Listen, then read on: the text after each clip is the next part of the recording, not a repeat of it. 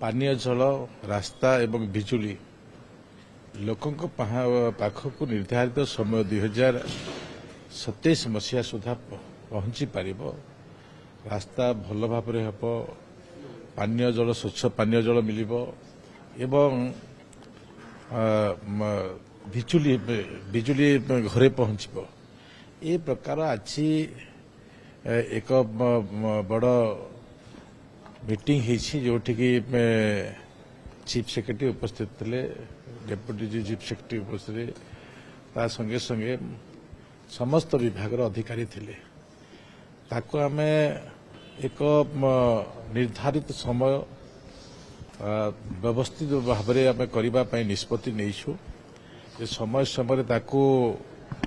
किपरि कार्यान्वयन होछि 2 मास रो 2.5 मास भितर प्रत्येक 2.5 मास भितर गोटे गोटे बैठक हम, तार प्रोग्रेस सठिक आकलन हम एवं से आमे जो दायित्व देइछु ए दायित्व को आगामी 2 मास भितर तार खसड़ा प्रस्तुत करने संगे संगे विगत दिन भी प्रोजेक्ट गुड़ाक जोटा ड्रिंकिंग वाटर प्रोजेक्ट आमे किसी विषय देखुला पानी आसुना किसी विषय आमे देखुला जे खराब हो पड़ी, किसी विषय देखुला जे